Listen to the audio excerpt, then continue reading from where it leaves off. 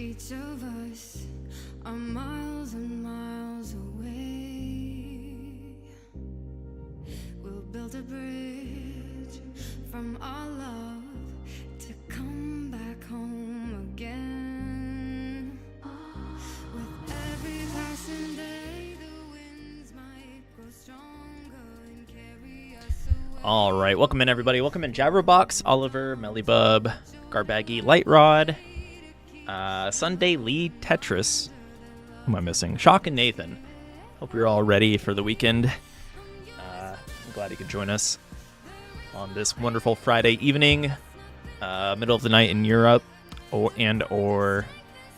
I guess in the morning for Lightrod and anyone on the eastern side of the world. And yeah, we have a Connected Versus tonight. If you want to play or participate, early bird gets a worm for this kind of thing. Be sure to join the Discord at discord.gg/enhance. I know we already have 4 groups, so if you do want to join, maybe we can mix you into the current groups we have situated for tonight.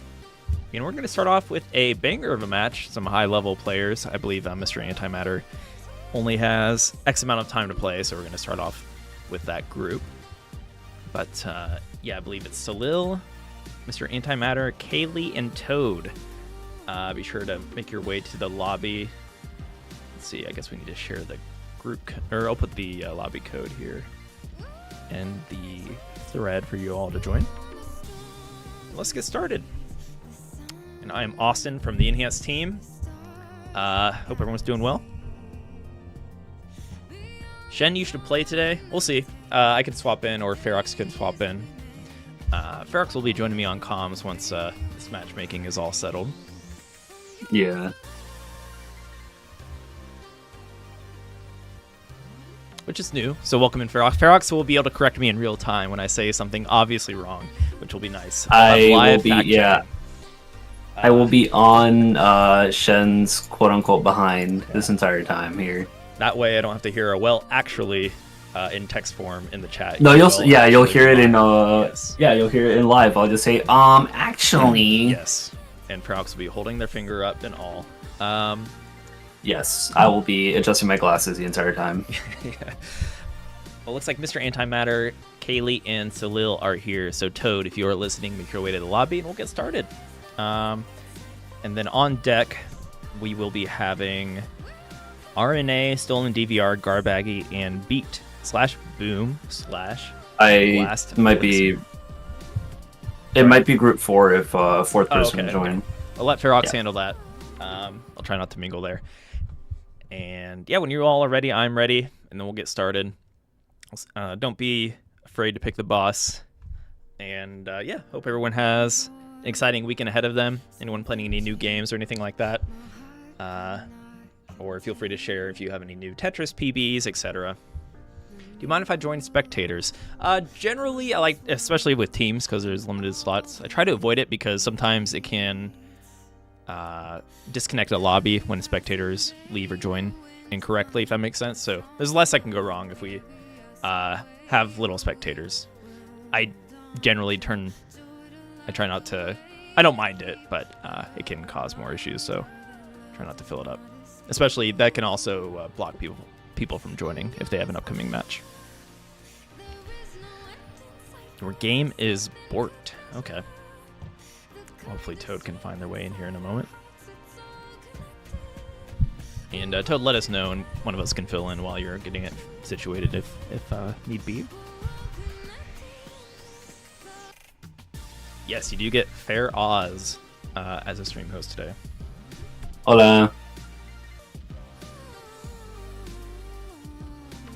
But yeah, we always have new players here, so if you are lurking, whether you're on Steam, Twitter/X, Twitch, YouTube, welcome in. And anyone can participate, so do not be shy. We'll definitely matchmake you with similarly skilled players, and/or we could always use some of the in-game handicaps if need be. Yep. All right, should just be 1 minute for Toad. No rush.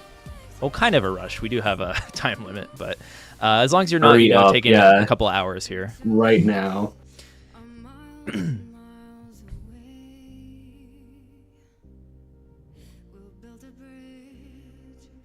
Feroz and Shen duo stream. Yes, this is also our community hangout group here. Do we have a hangout tomorrow? I should know this. Did we have that last week? Am I crazy? We might have a hangout. We do. We do. I think we do have a hangout tomorrow. Well, with that being said, I should know this, but yeah, I believe if you want to hang out for the full moon tomorrow, join us on the Enhanced Discord. We usually hop in around 5 p.m. Eastern time, 2 p.m. Pacific, and it will show your local time. But we'll be hanging out, playing Connected Versus, friend lobbies, pretty much anything goes. Anything Tetris Effect connected, playing the Weekend Ritual, etc. So be sure to stop by for that. And it looks like all of our players are here and ready, so let's hop into it. I did not see who the boss is, so we're in for a surprise here. Area 1, Toad on Taurus. Oh, we got some Area 1 gameplay.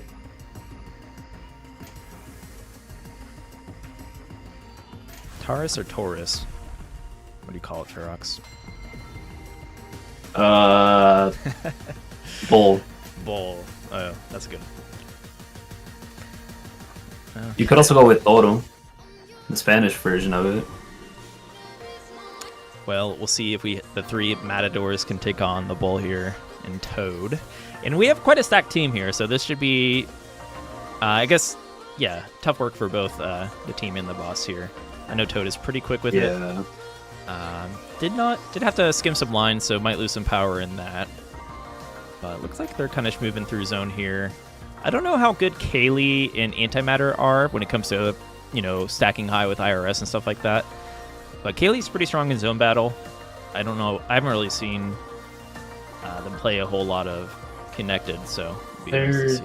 They're pretty good when it comes to just like high zones. Okay. So we'll see if we can see an 18 or a 19 right now. There's the 18. And almost. Welcome in, Liam. But yeah, that's a pretty standard attack from the team towards our Taurus boss here. And yeah, if anyone has any questions throughout the stream, please ask. We don't have any... I always put in the notes, like, come to learn a thing or two. But generally, we just kind of explain the game. And if you want us to elaborate on anything happening, do not be shy. And Ferox, myself, or somebody in chat will most likely help you understand. Yeah.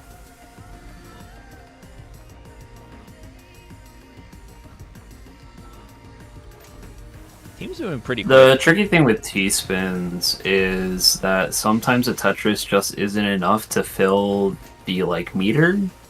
But if you're trying to just go for pure Tetrises, you might be using too many lines as boss. So it gets really tricky on that part. When you're playing as a team, you kind of want to go for some T-spins to help you fill meter, but you also want to go for Tetrises. It really depends on the boss. And how much of a factor is it? Because some bosses, it might be a little more risky to stack up for a lot of Tetrises, right? Where I guess if you're going for T-spins, you keep your board nice and low, right? Yeah. Is that maybe a factor for some bosses that come to mind for you right away? Yeah, so we can take Taurus as an example. The only thing that Taurus can really do to disrupt your board that's unique is Giant. Mm-hmm. But Giant can give you a lot of, potential Tetrises, since you now have a 2x2 block. So you only have to go for what would essentially look like a double to get the Tetris. So you kind of don't want to go for T-spins as often. But for bosses I don't know, let's say Area 3 bosses, where you have a lot of spin that would disrupt your board from going for when you're trying to go for Tetrises and you end up stacking too high. Side note, Toad over here using IRS to survive. Yeah, very nice use of IRS. Yeah.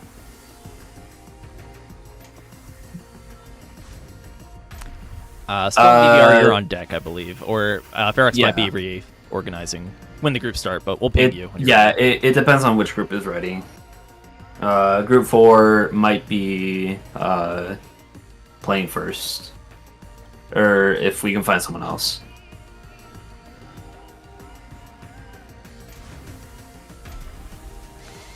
All right, well, this is So I want to say the longer the game goes on, Area 1 becomes pretty strong, and especially Taurus because, or I guess most bosses, but Taurus in particular is going to have more giant pieces, right? That spawn. It starts out as 1 piece and then it builds up from there. I believe to 3 pieces is the max. Is that right, Ferox? Yeah. You got up to 3 pieces. And one thing to keep in mind as well when you're playing against Taurus is it's super effective when you can chain the follow-up attack. So if you can get the giant pieces and then get a quick rain afterwards where it drops a lot of minos, it's going to make your board uneven and really hard to stack your giant pieces effectively. Yeah.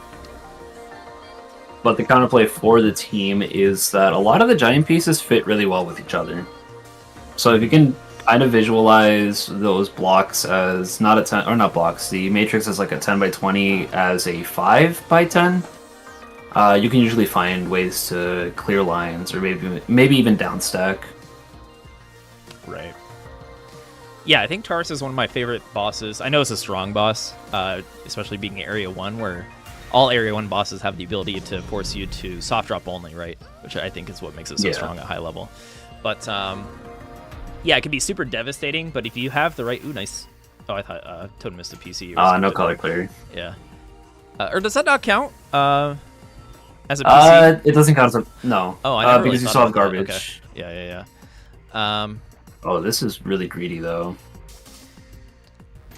You're going to need some really good IRS to survive here. Not quite having it there. Unfortunate. But nice try from Toad. Really strong team play, as we expected from Salil and Co.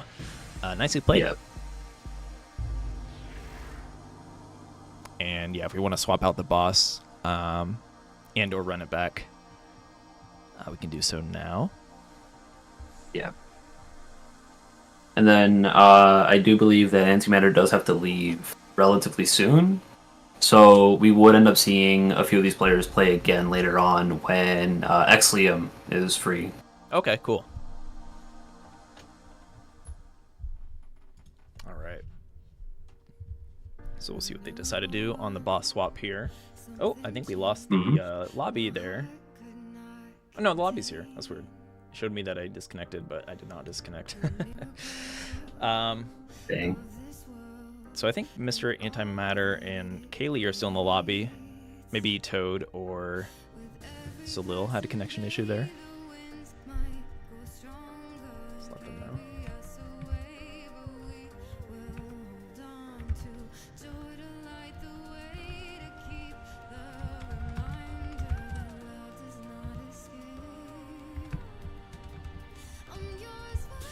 Okay.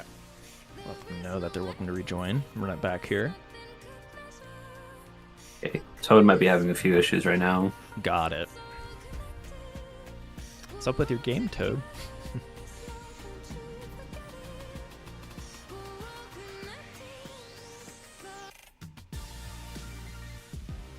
Welcome in Jabberbox, TiVo. What else did I miss? Welcome in Matt. Matt, the regular YouTube chatter.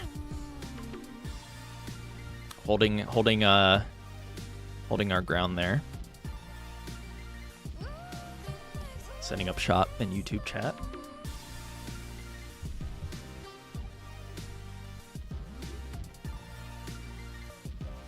So it looks like we're just waiting on Toad again for this lobby. Maybe one more game before Mr. Antimatter has to leave.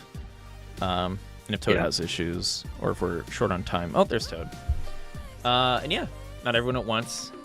That's when you know you have a good group of gamers, when no one, everyone is waiting to pick team or boss. Very polite.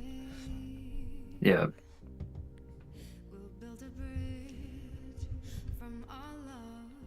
Jabberbox saying, I like to be here as often as possible. It's fun to play against members of the community. Yeah, we try to be as chill as possible. Try not to take it too seriously. Of course, you can also just look at it as practice if you do want to look at it that way. But yeah, there is no SR at stake here, so... Actually. I know your pride may be in shambles after losing any competitive game ever, but no, we're chilling here. It's a lot of fun. It's a good time to pick, like bosses you might not want to pick and try some different strategies if you want to style out here, since nothing is really at stake, right?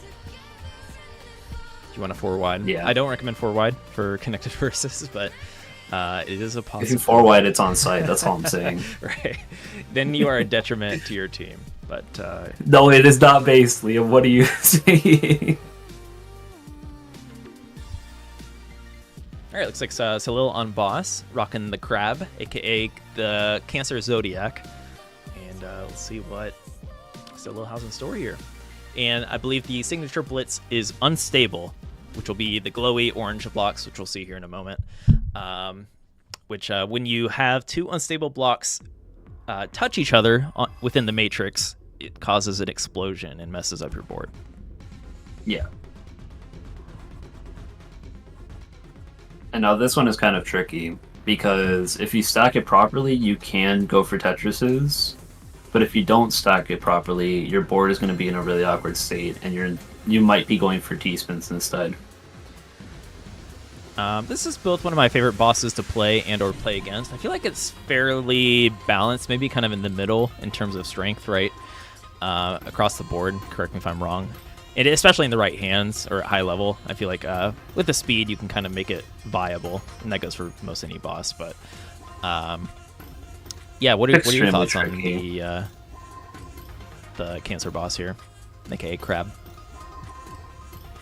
You have to play extremely aggressive with it, I feel like. Like, there are times where you can defend, but I don't want to say more players are learning how to play against it, but it's really easy for you to manipulate the explosions to go in your favor as team.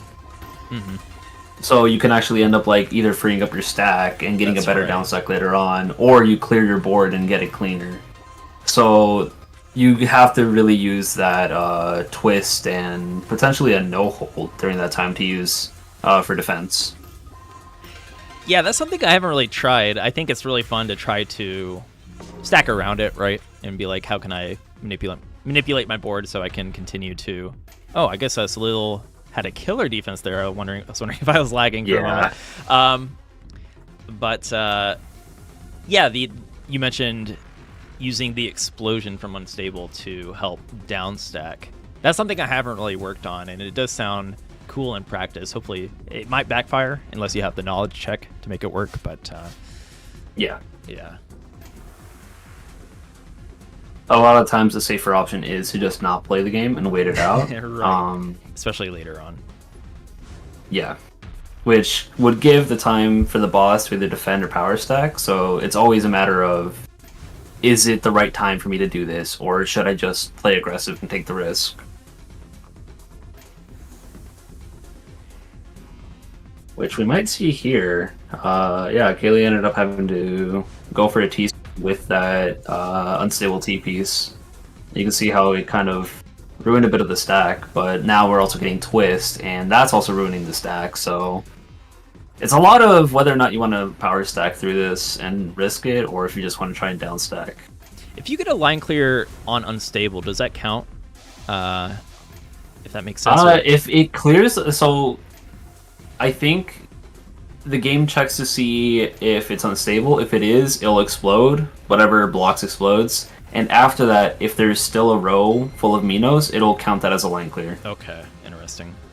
I haven't really thought about that. So you can get a few clears to work, but it's really tricky. It's not even tricky. It's random. So it really depends on whether or not the RNG gods have bestowed their ability to give you the right RNG for once. So in other words, it can be risky if it's RNG related. Yeah. So if you need to take a risk, might as well go for it. And yeah, kind of like what Liam said, Salil was able to defend that first zone pretty well, to the point that they were able to play pretty aggressive and just attack without really having any real threats against them. Yeah, I didn't catch how low they were to the board, but that's what you want as boss. It means you have the chance to get into the late game, get your attacks charged up, right? And you can put more pressure on the team to the point where, so if the team starts their zone and there's already lines built up, right, or rows built up. So say you enter the zone with 5 rows, that means your attack is going to be dampened or lower in power due to that being built up to begin with, right? So that's the benefit of being aggressive as a boss. Even though you're not going to you're not going to get a kill, you want to have the team enter the zone with rows already built up. If the team enters with, say, from the very bottom of their board and they get a 20, that is like super high powered, right? But okay, so Lil putting on a lot of pressure here. Toad already high up, and Mr. Antimatter not too far behind. Kaylee doing a good job keeping low. Yeah, but Solo ended up misdropping here a little bit, so there might be some time here for Toad to downstack. Although we're starting to see here just barely gets the eye piece, but the rest of the pieces are not looking good. Kaylee keeps going for these explosions. I love it. I never try to approach it that way. But you can see how like now the left side seems to be clean if you can find a way to get rid of that Mino. Right, it becomes target mode from the effect mode. Yeah, it becomes target mode. Yeah, so play more effect modes, everyone, please. Yeah, the effect modes low-key are kind of like tools. tutorial modes when you think about it. Yeah. They all kind of have some gimmick that teaches you. All of the effect modes kind of apply somewhere within multiplayer.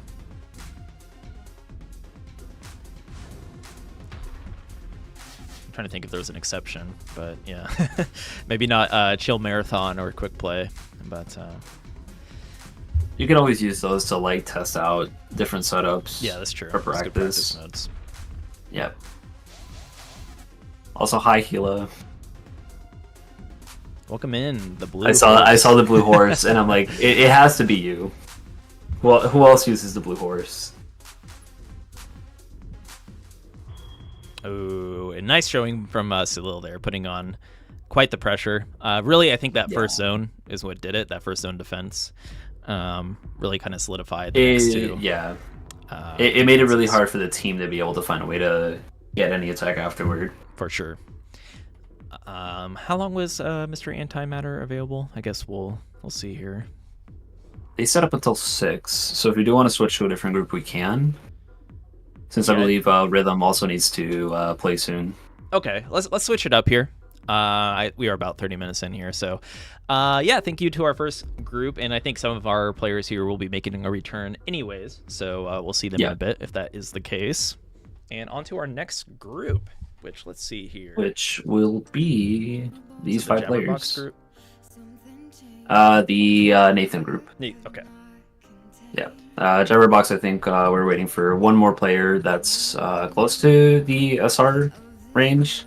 So group 4 in our pinned message might be out of order, but Nathan, Shock, Oliver, Tivo, and Rhythm, I believe, and we'll change out players if you guys are polite and willing to do so.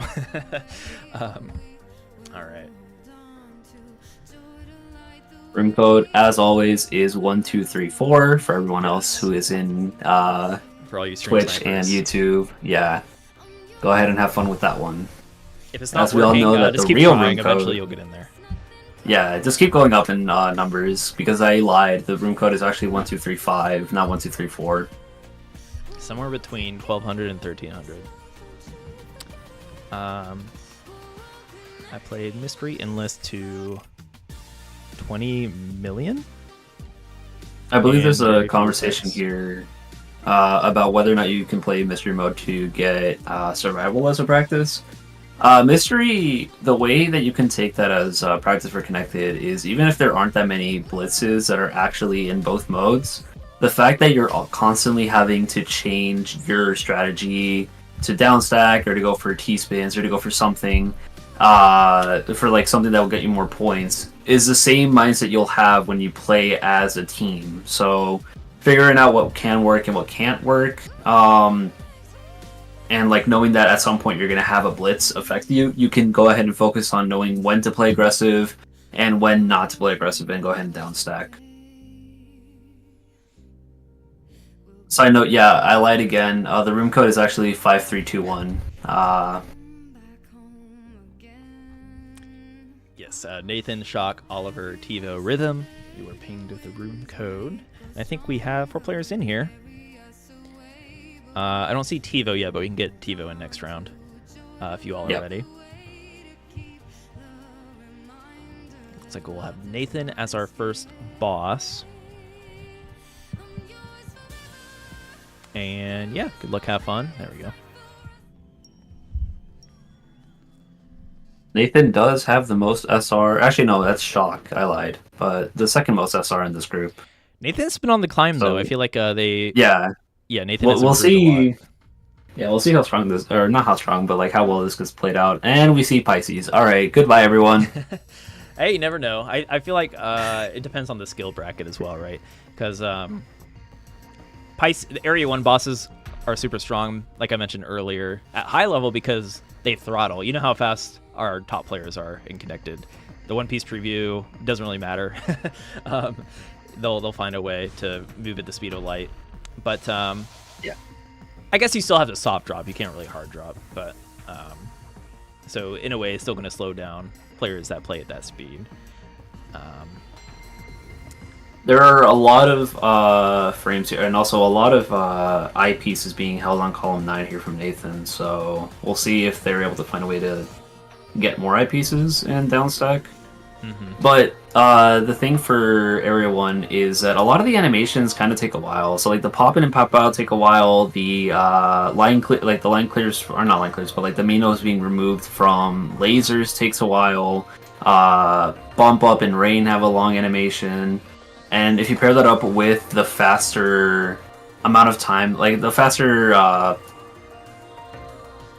boss, like line clears, or not line clears, sorry, I am forgetting the word for meter. Oh, there we go.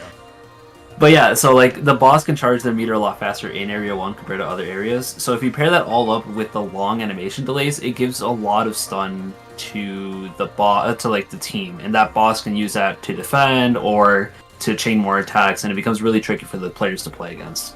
The counterplay is that like it takes less amount of like line clears to be able to charge meter for the team as well, but it might not be as balanced as it should be, or it could be. Yeah, I think Area 1 bosses, Pisces in particular, is considered... I think Pisces is one of the strongest bosses, maybe next to, or arguably next to the first boss of Area 4. Is it? Capricorn and Pisces will always be the top two, and you can switch between them over who's better. Yeah, so like you may have saw in our Connected versus tournament where prizes were on the line between the top players, right? We saw a lot of Capricorn and Pisces picks. Capricorn is broken. I got the joke, Liam. Yep, literally. Do we have any Pisces puns from the chat? Not to encourage. I'm sure they'll be conversation popping chat, in and but, out. yeah. Oh my goodness. You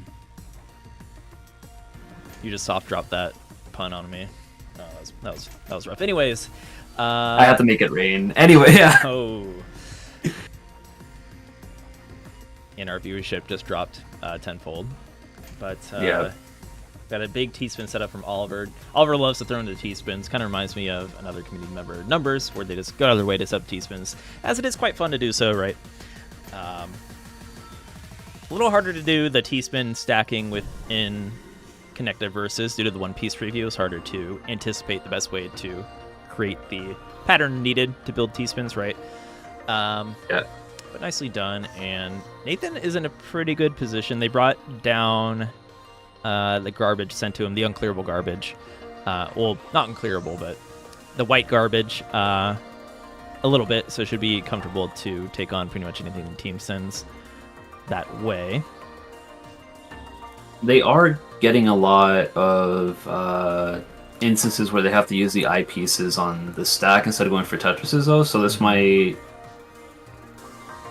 be cutting it a little bit close here. We'll see how much they can defend. Still managing to stay towards the bottom despite that.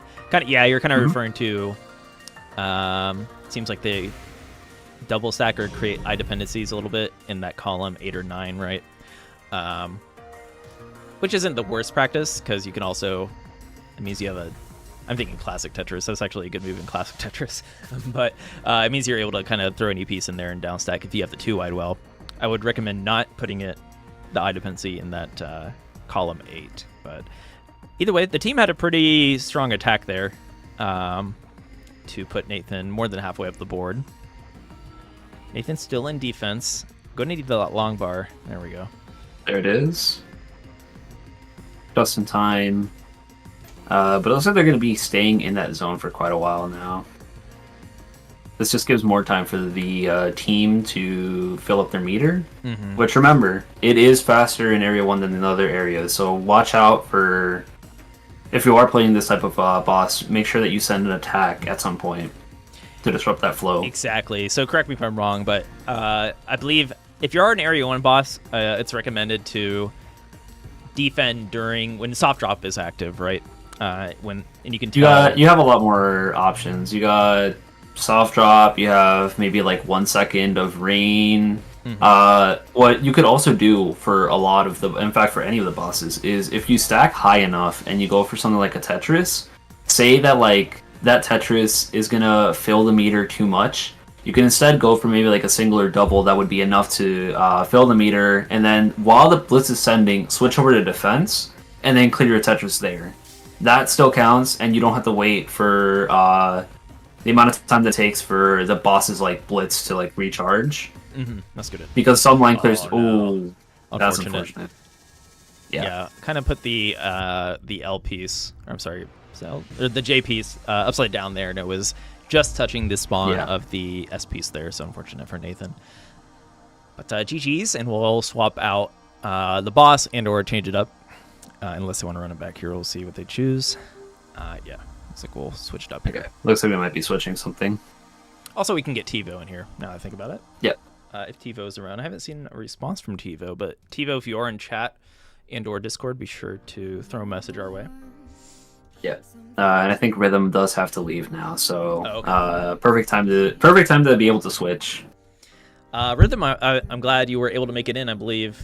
Oh, no, I'm sorry, I got Rhythm mixed. There's another new member. But Rhythm is still newer to our community showcases, so thank you for stopping by and supporting it. Yeah. We are always glad to have people join. Yes.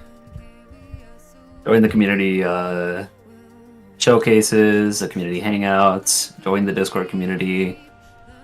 Yeah, it's always nice to build our core community. We have a lot of regulars here, so always appreciate that.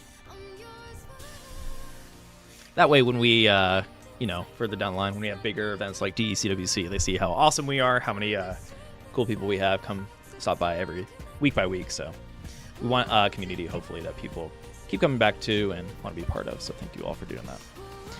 All right, never leave the team without hindrance in Area 1. Yeah, and Ferox had a good point about not just soft drop, but pop in. Stuff like a lot of the blitzes also are very effective, because if there's a nice pop in, say it puts like say 5+ blocks in various areas, it also slows down your zone charge rate because you're down stacking and getting less Tetrises, right? So that's also a good time to defend. Pretty much anything that will throttle your ability to Tetris and T-spin effectively is a good time to defend. Okay, I don't know if TiVo is around. Do we have a fill-in for TiVo? Anyone in a similar skill? We don't, but we can get a different person. I'm thinking maybe Blixer, if you want to join right now.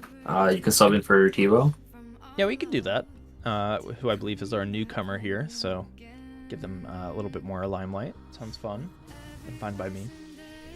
Are they somewhat similar in skill? Let's see. Yeah. Okay. This group here is around 7,000 SR. Okay. Blixer is 7,500. Oh, perfect. Yeah. This was probably the group where I had to split twice, because the range goes from 6,000 to 9,000. Got it. So 7,500 is kind of in the middle there. Yeah, and especially in connected versus, I feel like the SR is not always the best depiction of your skill. Of course, it gives you a good idea, but it's not always 100% accurate. Welcome in, Nachito. Hello there. Hello. Welcome to the community. Welcome to the stream. All right, I think Blixer is going to join us here. Awesome. And they are in here. We are ready to go. Got someone new on boss. Ooh. You don't know any guesses, chat? What boss are we gonna see? See if anyone can It's gamble me. correctly. I'm the boss. Ooh. Or maybe Shen, because he's my boss. In the stream. What boss would I be, Ferox? You will be the 14th boss added to Connected Versus. It will just be the horse avatar. Alright. We got Oliver here as Tetramidian. So we're about to see a bunch of different blitzes.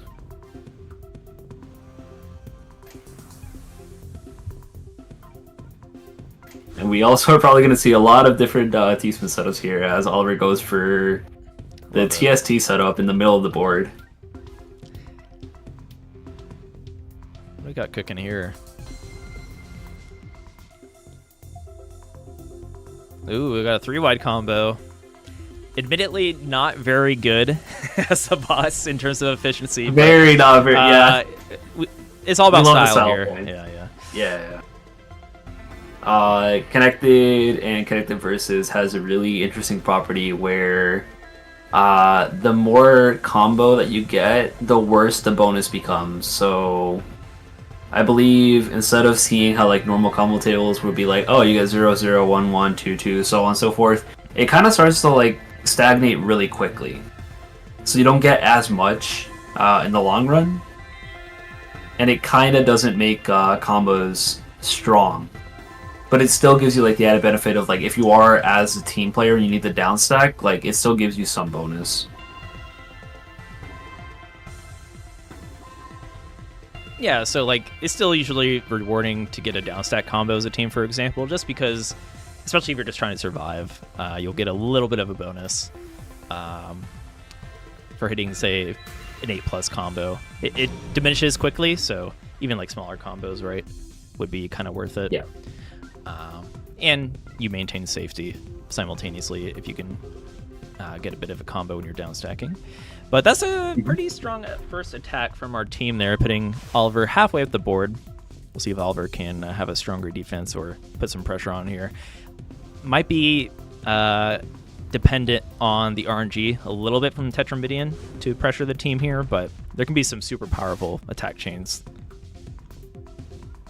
This could be one of them here. That twist and unstable, depending on what pieces show up, can be a little bit tricky. The Trimino that showed up earlier was pretty helpful though, because that does mean that you can't go for Tetrises, and you have to figure out which is your which T piece or which Trimino is the T piece. Really good timing here from Oliver, waiting until the unstable blitz ends. Oh, I feel it could be tricky any if you're Leos in not the ready chat? for it, right? So I feel like it's stronger on Tetramidian. When you're playing against Leo, it's like, all right, I'm going to be ready for it to deal with the invisible onslaught, right? It can catch you off guard. Yeah. Especially if right it's after that, coupled a with giant. something else.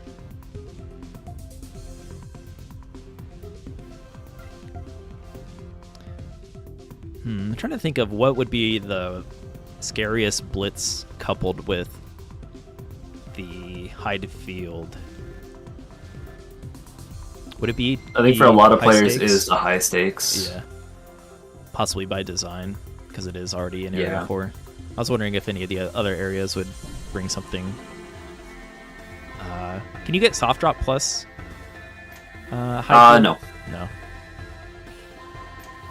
If we are talking about combos that like are impossible to get, what if you did get high stakes and invert? Oh no, that sounds horrible. It'd make you Or even just make better- eye dependencies, right? Yeah. Or even better, what's it called? Invert and hide field. Invert hide So field. really testing your memory here on Yeah, that's remembering where the invert happened. Squeeze and rain. Well, that kind of exists. You have high stakes and squeeze already. Especially double signature blitzes. I haven't really done a thought experiment for that. Oliver with the top out there. Oh, GG. yeah. We can either run that back or do a boss swap, as it was fairly quick. Maybe Oliver can decide with the retry here. What other signature blitz combos would be crazy? Broken Giant Poppin'. and broken Taurus. I don't know. Giant broken pieces. Oh no, That's probably the worst one I can think of. that would be really bad. Or maybe not. Like, I don't know. You do, like, again, your board ends up shrinking to a 5x10 field, so you still have, like, maybe better options of skimming than if you were just doing pure broken. Oh, Twin Giants might be worse, actually. Twin Giants will Because it flat could like out just crash top your you game. out, yeah.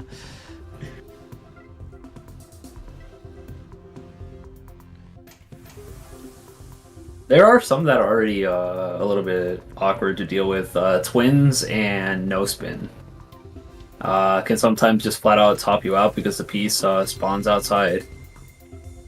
The 180 field, the 180 rotations for pieces that are not like symmetrical in their rotation state is really funny. But we are getting another Tetraminian game, so we might see that here. No spin twin. Yeah, so if you have a, let's say you have a twin eyepiece and you can do it for an Octress, the rotation is not at the center of those two pieces, it's at the center of one of them. So if you rotate that piece 180, it'll flip the piece over and might kick it out of the board field. What? Oh, you know what? I have seen this before on Yeah, Discord. Yeah, it's happened a few times. It used to do very different things. And I think crashing was one of them. Unstable Giant, that sounds fun. We love Unstable Giant. I believe we do have... We saw the emote of it? No, it's Unstable Twin. We do not have a giant O piece that's unstable. What would be the worst combo for Sagittarius or the, I guess the laser? I'm trying to think what the worst combo would be for that. Laser Poppin'. It might be. Giant is pretty bad A lot of with them. most things, but yeah. Yeah. Laser Giant is pretty bad. Laser Poppin' is pretty bad. Giant Rain would suck. Jabberbox, I am glad to inform you that already exists. That piece, that blitz combination does work. Yeah, you can kind of like build up your attacks to make sure that does, because usually Rain pretty much always follows Giant, right? Yeah, it's one of the blitzes that you can combine with. Mm-hmm. So if you have like say 3 Tetrises ready, or even like a double that takes you into the Giant piece combo, and then you could just get a quick Rain in. That's what makes Giant super hard to deal with, in my opinion. Yeah.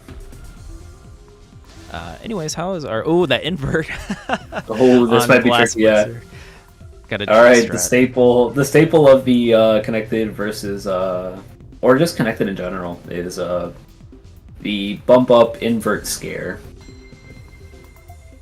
That is a nice Tetris there to finish Very off the meter. necessary.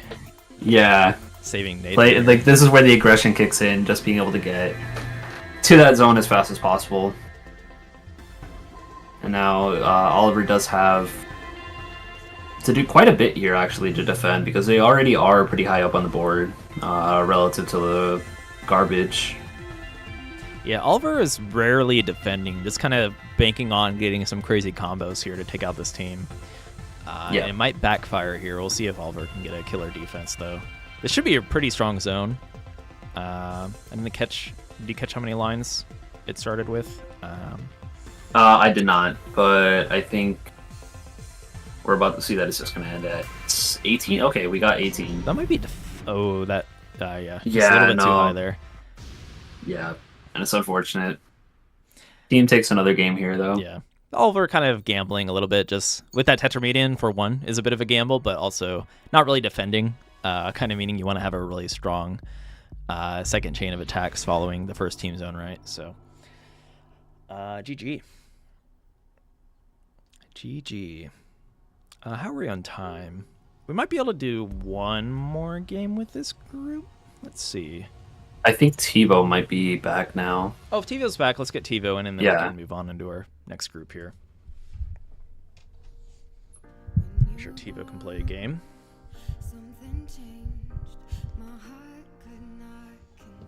Oh, no worries, TiVo. We'll get you in.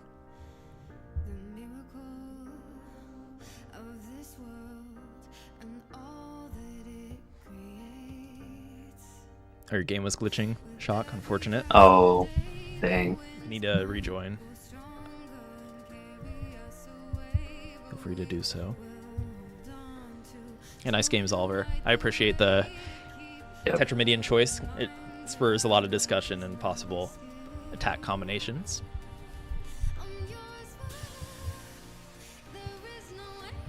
And also, Jabberbox, for your question here, is it possible to get a giant T-spin? Yes, you can get up to a you can get a giant T-spin Hextris. You can get a twin T-spin Hextris. You can get a T-spin triple with the T Pentamino.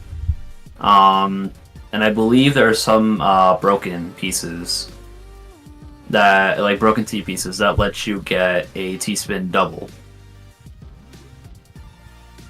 Do you get I have not bonus seen anyone from the, say, Hexa T-spin, whatever you want to call it? You do, actually, yeah. You can't, like, the way that it scales up, I think it's linear, so you would end up getting twice as much. Twice the amount of a T-spin triple? I think, yeah. Which is pretty crazy. I don't remember the table off the top of my head. Yeah. But yeah, TiVo, if you're listening in, we're waiting here for you.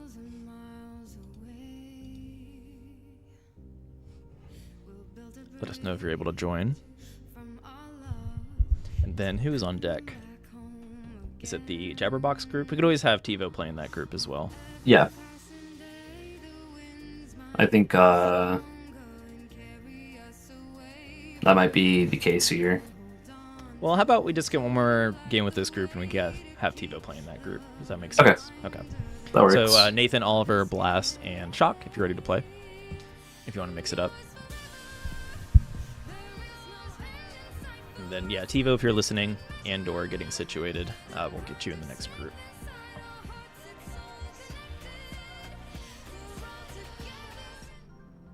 So we have an Aries pick here. Ooh, Aries. So we'll be seeing that. Aries invert. is tricky. Yeah. Aries has the highest meter requirement to send a blitz. So we'll see how that goes here.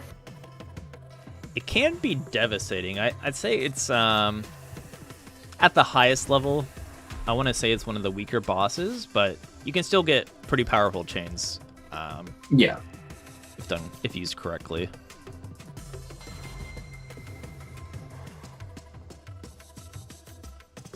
Invert is a really tricky blitz to work with. What all can this boss do? So this boss can send invert, which flips some of the Minos around per row. So if you have 9 Minos in a row, they all disappear, and then the one empty space turns into a Mino.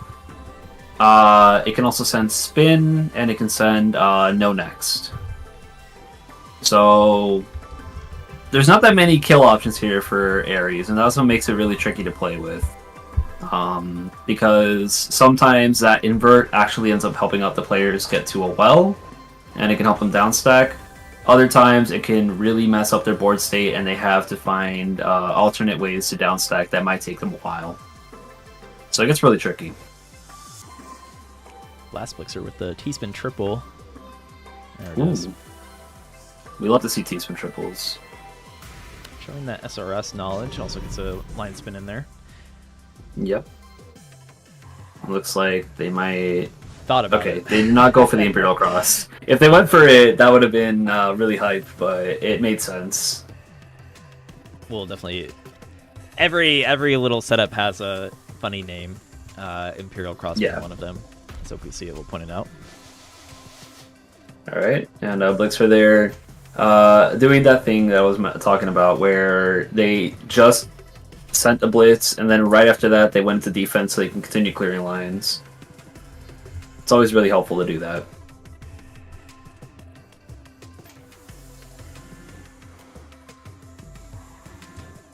So yeah, you can kind of see the invert in action on Oliver's board, where you have a lot of that empty board use.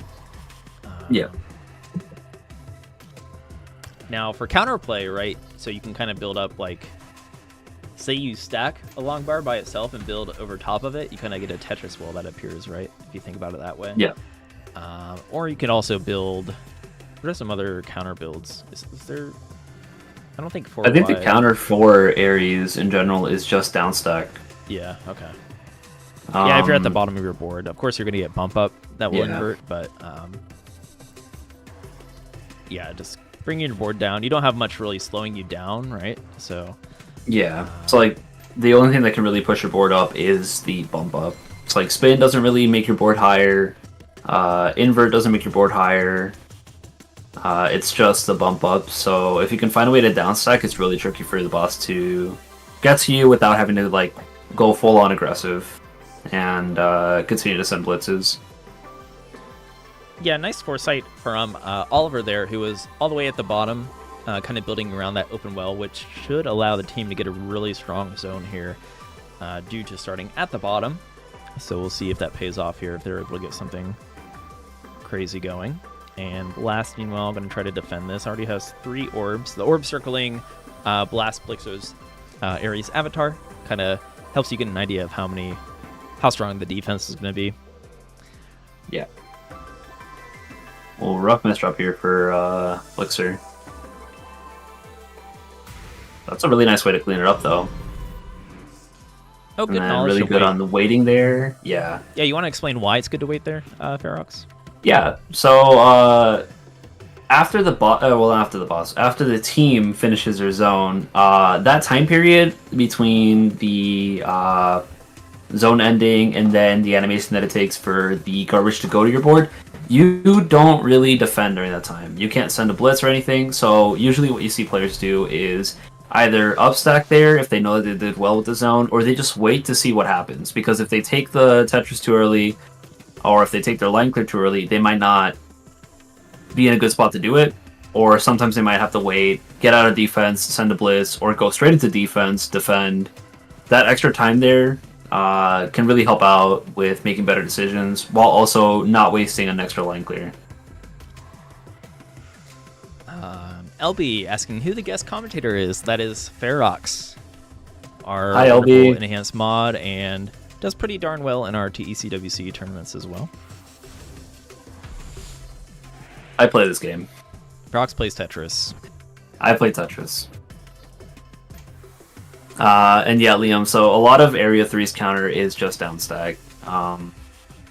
Virgo kind of gets tricky because you can't really rely too much on your ability to spin pieces or rotate them. And Gemini, you sometimes get into tricky win combinations that makes you end up having to upstack a little bit more. So if you know how to spot that when your team is in a bad spot, you can go ahead and play more aggressive. But it looks like the team here ends up getting a pretty low count for the number of cascaded line clears, only 3.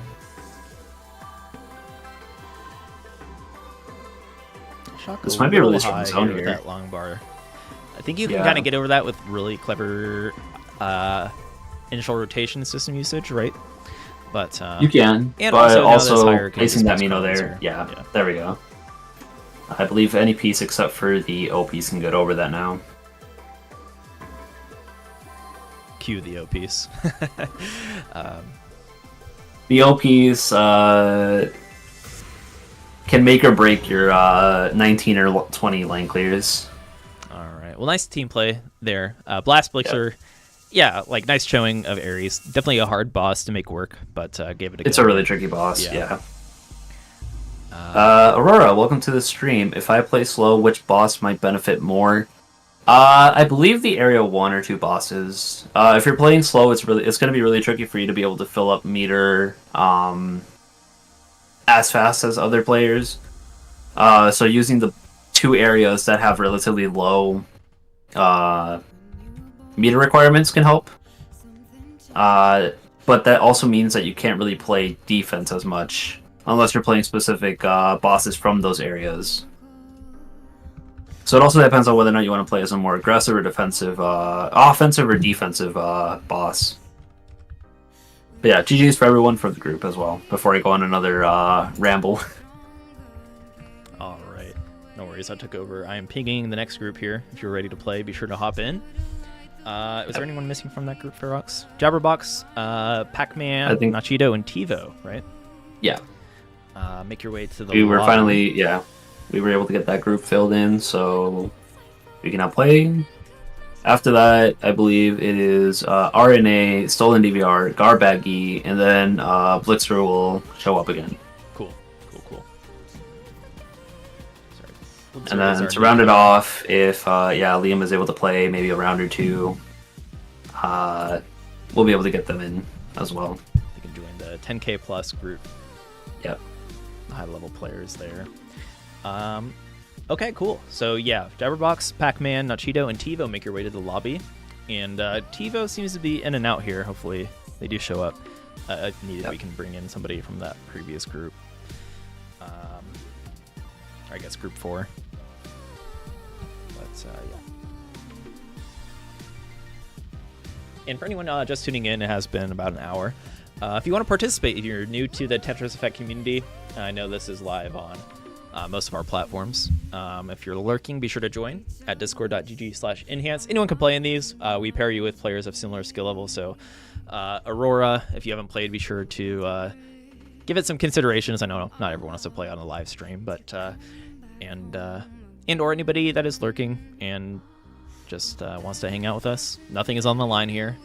For some players, maybe pride, but try not to think of it that way. And try some new things, maybe bosses or different team play. Try to employ a new strategy. This is a good testing grounds. Oliver saying, I enjoy Imperial Crosses. Yeah. We love Imperial Crosses. We also love Finns here. I am a very avid Finn supporter. I don't love Finn the enough. Oliver Finns. I kind of should. get how Everyone should do a Finn every once in a while. Remember, you have to Finn twin. You know something I practiced the other day that I never use, and I feel like the use case is a little more rare, but you do see it, is vertical S and Z spins, right? I understand the overhang setup. That one's a little more self-explanatory, but the one where you set like a block to the left or right to have it kick without the overhang, right? That's something newer to me, and I was practicing that. That might sound like a foreign language to non-Tetris players here, but there's a lot of weird spin. There are so many different spin setups. Yes. The game goes deep when it comes to being able to set up different spins. To the point where you have to go out of your way to kind of study it a little bit. Which I've been playing Tetris forever, but I haven't really studied that one in particular. And you have to get some repetitions in, right? So I was just sitting in marathon, pretty much like messing around, right? Yeah. Or a good place to mess around is also practice mode and journey. If you want to just try different setups, and you can also just top out and it'll reset. Can't understand the overhang setup. I get the overhang more than the. I guess they're kind of. It's pretty much like the TST. Yeah, I think of it like that, where you kind of just create the same overhang you'd have for TST, except instead you have an S or a Z outline. Of course, it has to be a specific orientation, depending on which side the overhang is on. Yep. All right. And then also Aurora here with one other question. If I don't defend at all after the first round, which boss character should I use as a boss? So I guess the first thing is you probably do want to defend. Maybe don't defend as much. Certain bosses have different playstyles that let you do that. Other ones just require give you so much time to defend where you can play more defensively. But if you are trying to play more offensively and you are playing slow, I think you do have to focus on some of those Area 1 bosses.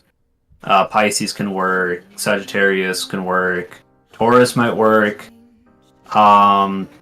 Libra can also work. Scorpio, you kind of want to use that 20G to your advantage to defend, but you could also play aggressive or offensive.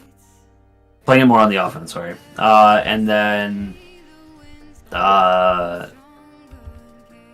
Cancer is always in a weird spot with playing it aggressive or playing it more defensively. But Area 1 and Area 2 are basically the ones that you want to look for. Although I do recommend knowing when you can defend, because it really helps out. Just squeeze out maybe enough defense for you to be able to survive like the third zone, and then the fourth zone is when the boss has a lot of leverage. Instead of just topping out at that third zone. So I think TiVo must be AFK, maybe eating or something. Yeah. But if someone wants to fill in, I pinged you in the Discord. Nathan, Oliver, Shock, feel free to hop in for a game or two.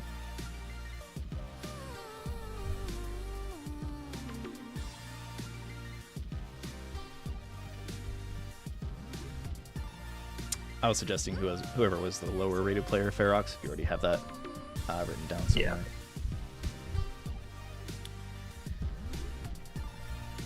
Yeah. But it looks like Jabberbox and Cheeto and Pac-Man are ready, and we're going to get a fill in here in just a moment. Okay, Oliver, if you want to hop in for one more, we'd be happy to have you. Right.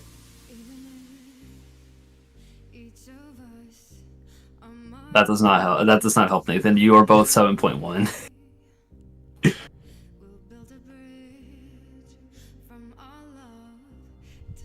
Yeah, either player wants to join, you can join. Although if you are going to play as boss, you probably might want to add a handicap.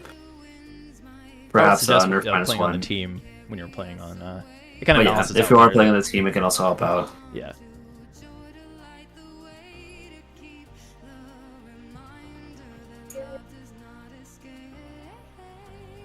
Well, whoever it is, I see Nathan's in here. If you want to hop in, Nathan, and then Oliver, if you want to play after, you're welcome to.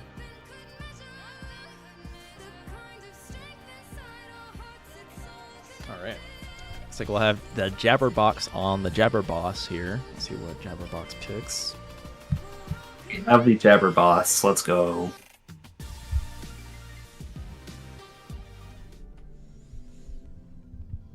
What's it going to be? Ooh, hovering the fish. Scary fish god. Oh, maybe not. All right, gonna mix up here. So we have Aquarius. the squeeze blitz as a signature blitz here, which we'll explain in a moment in real time. Yeah. I feel like Area 4 in general is kind of strong, kind of like Area 1 is for its own reasons. Yeah. I feel like Area 4 has Area strong 1 is signature strong. blitzes. Yeah, and they also give you a lot of time to defend. So even though it does take more time to fill the meter, or like more line clears to fill the meter than Area 1 or Area 2, it does have more flexibility in terms of defending.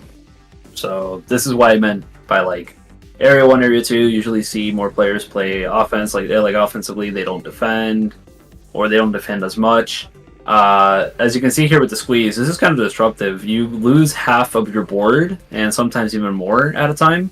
Mm-hmm. And so you have to do specific stacking patterns to either avoid topping out or to like still keep your board in a nice spot to eventually get the Tetris pieces. But that gives you a lot of time as the boss to defend. And we can see now maybe like Jabberbox having like a few misdrops here, but that was a lot of time between the round starting and this first zone entering, like when the players enter the zone. So it gives you a pretty decent amount of time to either defend or power stack and get stronger setups going.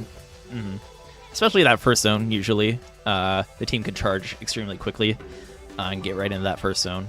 By design, that first zone usually triggers very fast, but Jabberbox able to delay that, get some attacks in before that happened. Alright, so we'll see how quickly our team can move here in order to put pressure onto Jabberbox. This is giving time for Jabberbox to kind of clean up some of the misdrops, because I feel like the team did start fairly low. Usually it's nice to have like one player with that open column, right, to get some Tetrises, and that way they can fill in the zone faster than they usually would be able to otherwise.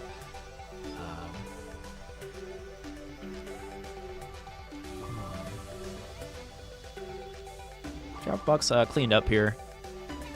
Almost ready to Tetris in that left well, the 0-9 stack. Oh, it looks like yeah, I'm taking that touch or not touch triple a little bit too early or too late. Sorry. Tetris is ready. Waiting for the long bar. Some food for thought. Usually, if you're keeping an eye, if you are the boss, keep an eye on your charge meter. Sometimes it's less efficient to get a Tetris than it is to, say, clear a single. If you're like super close to getting that attack, right?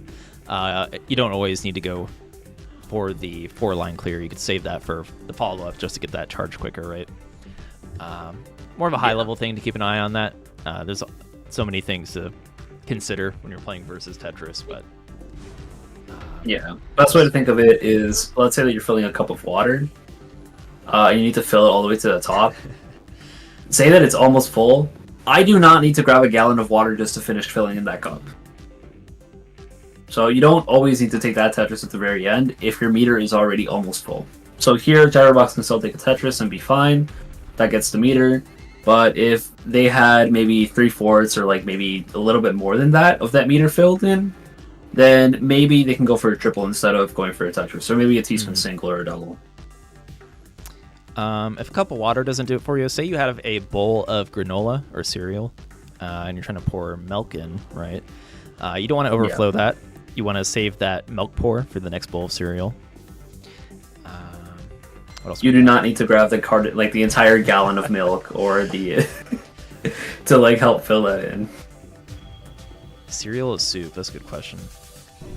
Oh, we ended up having a top out here. I assume that was accidental seeing the sweat emoji. Sometimes players will agree to get some extra lines built up so that they have a faster zone, right? Happens to the best of us.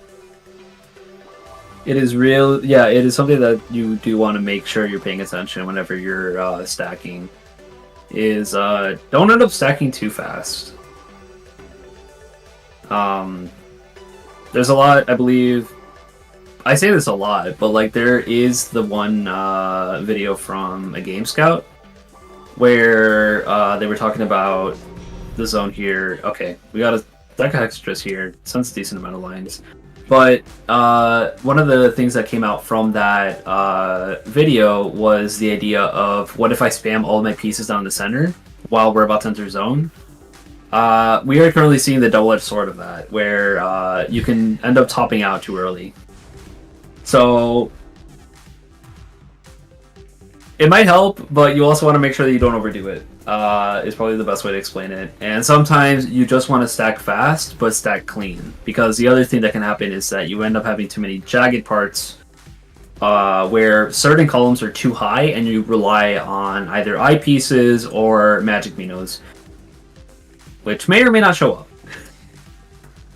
Now, on the flip side, if there's anything to take away from this, that means our red player here, Nashido, will have a clean board here. So sometimes players top out intentionally. I don't think top out was necessary in that case, but now if Nathan or Pac-Man get into trouble, Nashido has a clean board and likely won't top out as soon. So there is that drawback, or I guess advantage, to topping out unintentionally. Yeah. There is a strategy at the higher level where certain players realize that like they cannot beat the boss with the zone that they're going to do, or they realize that it might take a while before they can get back to a zone attack. So one player will intentionally top out at the start, even okay, really bad timing there on what I meant by topping out. That is not what I meant. But yeah, you will end up seeing revive chaining, death cycling. There are different names for it, but basically one player will top out, and while the other players are still, trying to charge meter and playing through, they can have maybe some other player come back later and rely on that so that they don't immediately lose. Thanks, bro. Anytime, Garbaggy. I will happily jinx each and every game I am commentating. Well, RIP, Jabberbox, valiant effort. Both Yeah. will likely swap out the boss and team slots here. Do you have any sign of TiVo? Doesn't look like it, so feel free to do another round here. of this world and all that it creates. Cheeto did not mean to top out. We were giving you the benefit of the doubt there. I don't think it was intentional, but there are merits, or I guess if you do unintentionally top out, there are things you could take advantage of for doing so, right? So it's not over by any means. All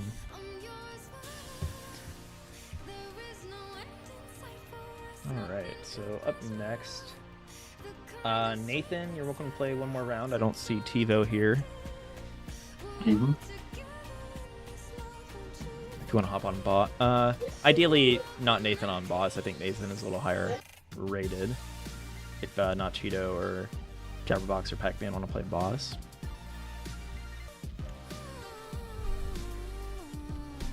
All right, Pac-Man's taking the plunge into the Zodiacs. And I think after this match, we can move on to the penultimate group. Awesome. So we'll get Liam, Salil, Kaylee, and who's the poor soul that I'm missing? Toad. Toad. That'll be the final group. But we also have RNA, Stolen DVR, and Garbaggy, and Blixer. Okay, I'm sorry. Yeah. That's a different. Yeah, that'll be the penultimate group, and Okay. then we can finish the stream with the 10K plus players again. Okay, perfect. Nachito, you're welcome to hop in here and we'll get started. I forgot about Garbaggy. How could I? The Garbaggy fan club is waiting. We are all here waiting for the next group to join. Was that Scorpio? I believe it was. I saw Area 2. All right, we have an Area 2 boss here. We're about to see some potentially 20G gameplay. All right, Scorpio, you hear the fast music. Pretty relevant here as Scorpio is the boss that sends you a fast blitz where the pieces fall faster, they make the gravity higher, and we can start to see that might end up disrupting some gameplay here. Mm-hmm. I believe it starts at either, is that 9 or 10 speed in like score attack or marathon terms. Yeah, but it gets looks faster like 9 the or 10 speed. the longer the game goes on here.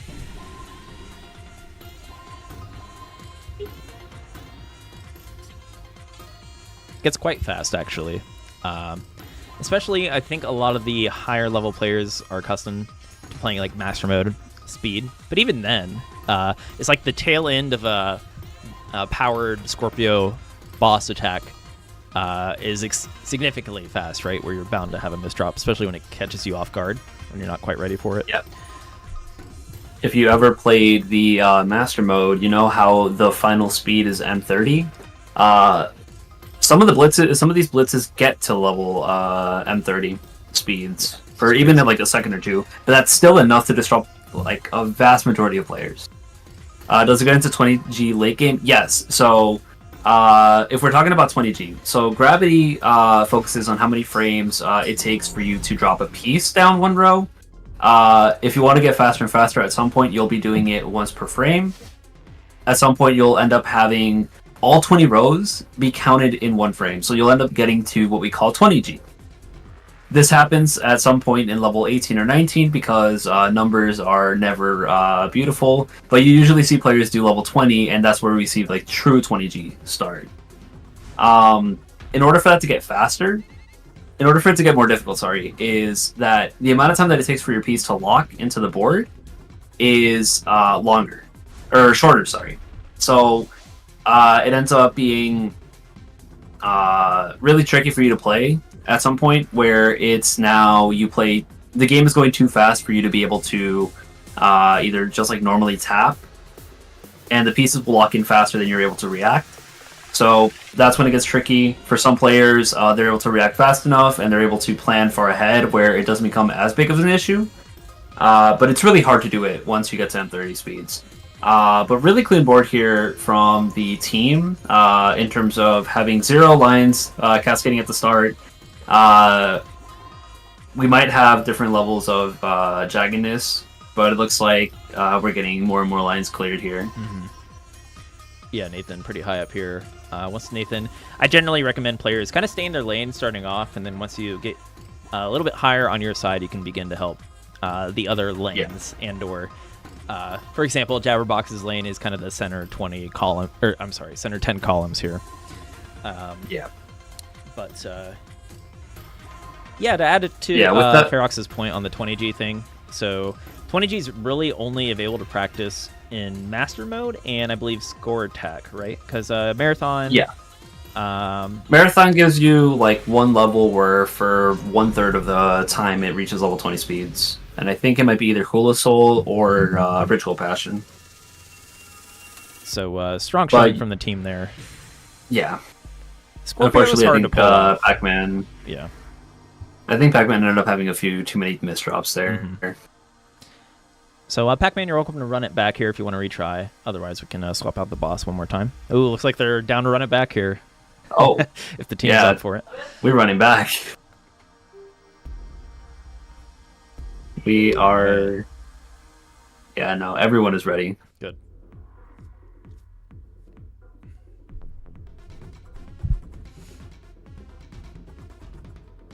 So, yeah, with that being said, like... the majority of Tetris Effect players don't have that 20G practice, right? So, especially at this level, it can definitely throw players off if they're not used to it. You get to like level 15, which is pretty darn fast anyways, right? But it's not pure 20G still. It gives you a little bit of wiggle room. Mm-hmm.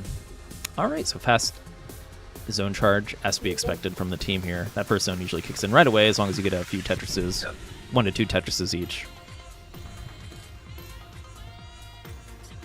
This is a pretty good board here for the team to join in. You can see how like the center is kind of lower than the rest.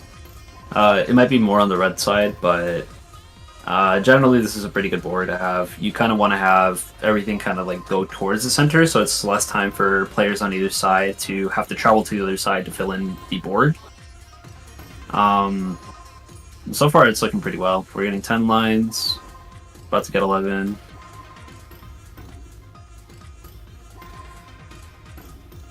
It looks like Pac-Man is also clearing a few lines here. Might not be as much defense as we've seen other players do, but I think it should be enough to defend a pretty good amount of this attack that's about to show up.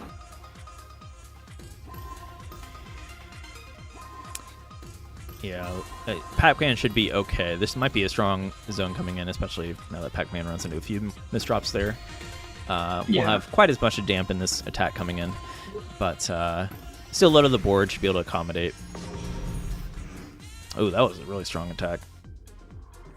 That's barely enough to survive, which sometimes might be just enough, or like just what a player needs to turn it around. Unfortunately, just a bump up there. We'll see if Pac-Man can get some kind of attack going here. So you see one more line clear, there it is, and we see another fast. You know what, Ferox? I think the team might have got the quick charge here on this zone for a little bit. I think they did. Yeah, unfortunately for Pac-Man. So you got to be careful not to over-defend or make sure you get a few attacks in, just to make sure the team doesn't get that quick charge on the second go-around. Yeah. So for the quick charge itself,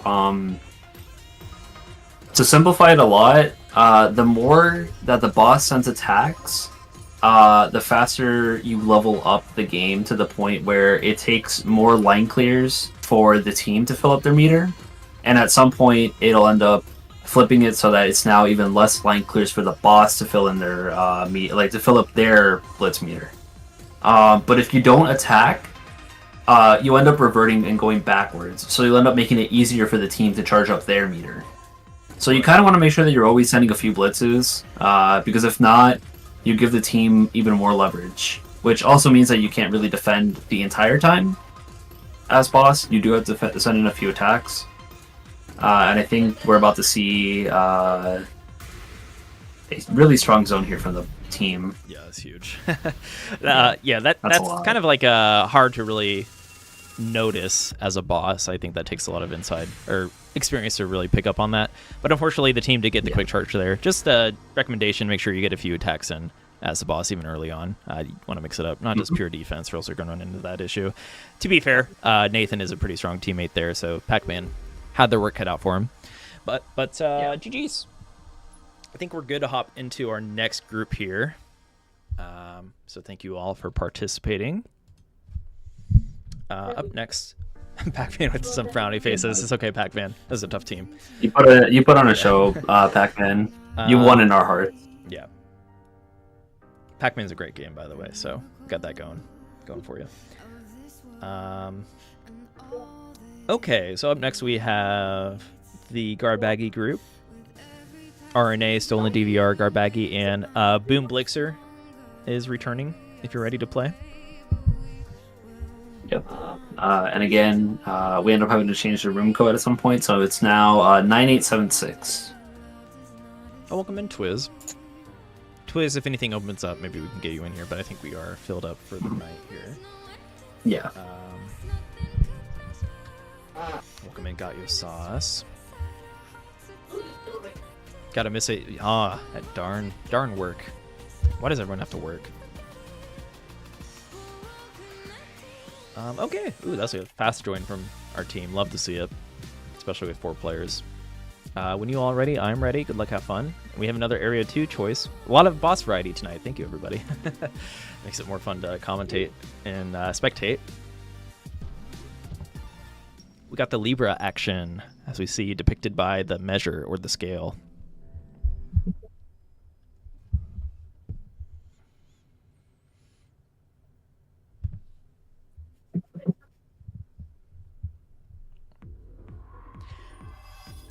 And yes, so the signature blitz of this boss is hard block, where I believe you're going to want to clear. So the hard block kind of leaves an after image, right? Depending on where it was cleared. And there is a little bit of counterplay. If you get a hard block, try to place it horizontally rather than vertically, so that you don't have a after image that is of vertical orientation. It's going to take more time to clear. And I think speed is generally just a good thing. Just throw yourself at it, try to get rid of it. Don't overcomplicate it, and try to downstack. Anything you want to add to that, Ferox, or correct? Yeah, so hard blocks kind of get like into a really interesting situation, because when you get multiple of them later on, sometimes it looks like, oh, I got an eyepiece, let me get a Tetris with it, and it ends up making it so that you now have a single eyepiece on your board and everything else is cleared, and yet you still have the stack on top of it that's covering it. So, like what Shen was saying, you want to play the pieces horizontally. You want to place them kind of close together, but you also want to make sure that, oh, that is a lot of garbage here at the start, but that is a really good Tetris to be waiting out. And that's what I meant by earlier. Some players are going to wait to see what ends up happening, because they can end up using that either to defend or attack. So really good clutch there. But what also ends up happening is that you also don't want to try and stack too high right after you get those hard blocks, because you want to make sure that you can clear them as soon as possible. And if you do want to stack on them, remember that the hard blocks themselves will reappear. So if you end up making a gap on the left or right side of your stack, remember that you then have to clear that afterward before you can get to the rest of your stack. Right now, the blitzes are still in the weaker phase, so instead of getting hard block, we get the other type of this attack, hard field. And so you can see that, like, when you clear one of those rows, you'll end up having the hole on one side of the stack, but the rest still reappears. So it's pretty good if you can get a Tetris wall going for that. But if you get like one single Mino, it's pretty bad. And right now we're about to get another fast attack, so this might end up being really tricky for our boss player here, Stolen DVR. Yeah. I kind of get playing aggressive there for Stolen DVR. I think really it was that first zone is just too strong, unfortunately. But because this is a boss where you can play aggressive, I think it's tricky to decide, do I want to do it a bit earlier, or I generally recommend at least trying to get through one more team zone, right? Because you'll have more time to get that aggression going. But we'll see what happens. It's not over till it's over, but Stolen DVR might be, how do I put it, cooked? Might be cooked here. Oh, we are going with the full Gen Z, Gen Alpha slang. Chat, are we cooked? I am Gen Alpha. I am not Gen Alpha. Ooh. That would be too much here. So Stolen DVR, that was a short game. You're welcome to run it back if you want to give Libra another go here. Otherwise, we can mix it up. Yeah. Strong team. Yeah. Really strong team here. Oh, great one. Great one, Liam. I don't know if I need to repeat that. Oh, Stolen DVR wants to rematch. All right, let's see it. We are so back. Nathan, what if you had a hard T block and T spin? It does a hard state remain? So if the T block itself is your hard block, it's just going to be the T piece that stays there. The rest of the lines are going to be empty. Or not the rest of the lines, but the rest of the Minas are empty. Now, if you can get a hard T block and then have like 2 rows that are with the T-shape outline, if those are also hard Minas, then you can end up clearing it. It's not going to count twice, but it's still going to clear the lines, and you don't have to worry about any extra Minas to worry about. Which also means that if you end up getting a hard field and a hard block later on, you can end up using those hard blocks to resolve some of the line clears that would end up being awkward to deal with. So Stolen DVR had some misdrops at start. Did manage to kind of throw a T-spin in there. Too. But it looks like they might have to end up covering the well here again. Yeah. Could get a Tetris here. Decides to downstack it. Maybe just prepare for the possible strong attack here. Unfortunately, yeah, these misdrops and knowing the strength of this team, going to be strong again. I think similar to the last go around there. Yeah. I think maybe a little bit better of defense considering the situation last time with the good IRS usage.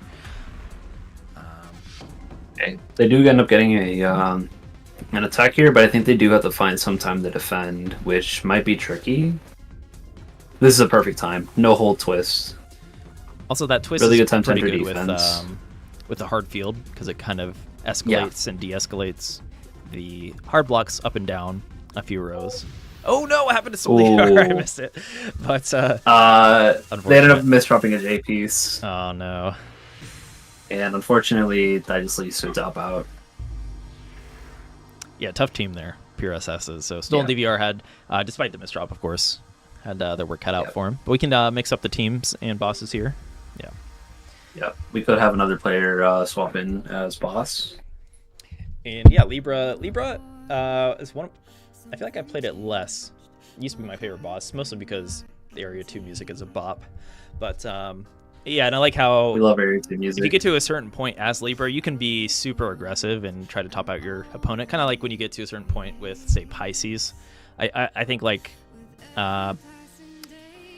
maybe 5 or so minutes into a Connect versus match with Libra, once you get your attacks charged, if you can make it past the first few team zones, you're usually in a good spot to put on a lot of aggression. If you like go pedal to the metal and don't really play defensive, right? You can try to go all in. I think of Libra as like a good boss to go all in on at some point once you level up enough. But and also the counterplay I've learned over time, like it exists and it's kind of fun. So yeah, I think Libra is a great boss. Even I was going to mention it. Even just watching there, I noticed something new you could do. If you have like certain hard fields lined up, you can even try to downstack combo. If you pay attention to where the hard field is going to leave the after image row. Kind of hard to. It'd be easier if I. Oop, game started. It'd be easier if I had a visual representation, but yeah, there's some fun counterplay with Libra. Yep. And it looks like Blixer's going back with Aries here. Nice. All right, Aries, we'll see how this plays out.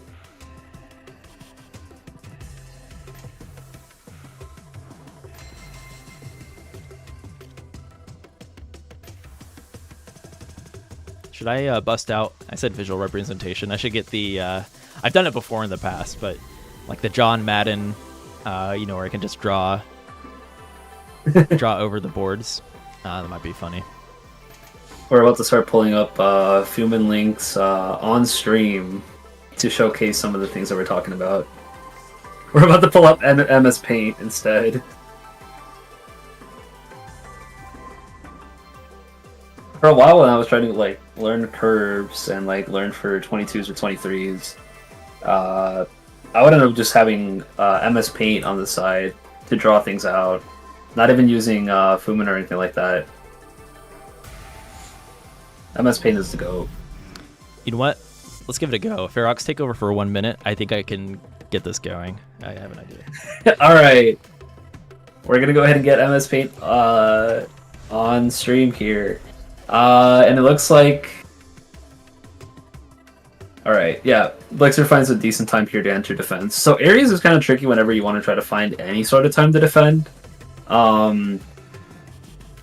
Because again, none of those blitzes really do much damage. Also, hi Wumbo. Thanks for the raid. Ooh,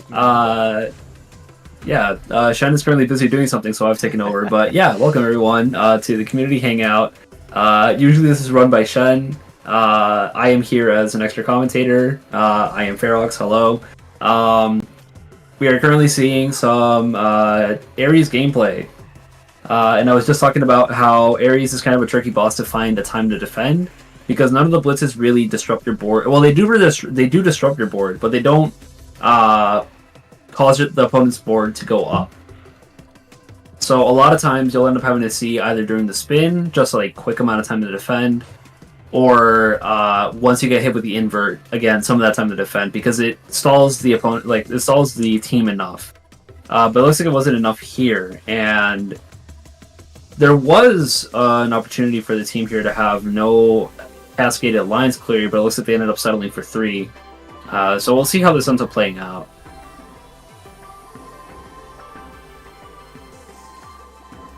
Okay. Ferox, you're going to see something. They do not see it, so don't freak out. All right.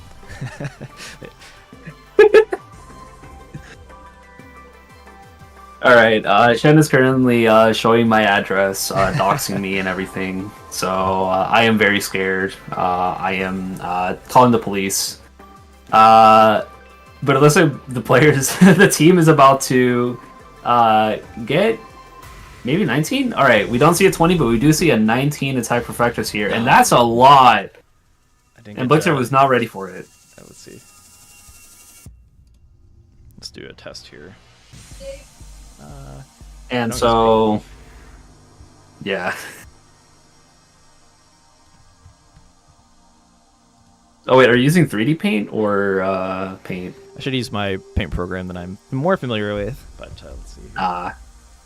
Okay. All right. Looks like Blixer's going to be playing Aries again, running it back.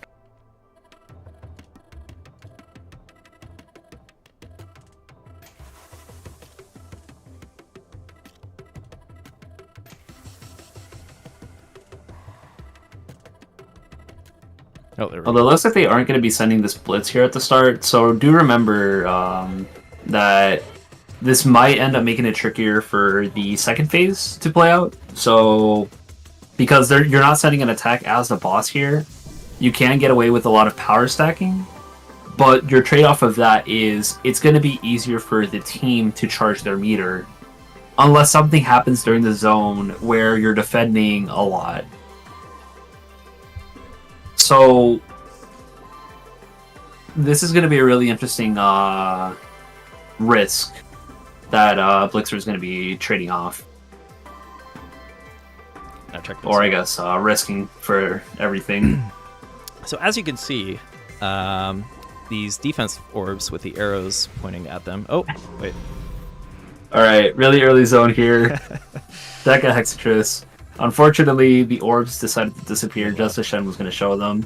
But we could end up seeing them being redrawn. Mm-hmm. If only someone had the ability to draw on stream here. So generally, you're going to see these orbs rotating around the boss, and they'll be moving in a circular fashion. There we go. These look like orbs, right? Yeah. And the more orbs you have... There we go.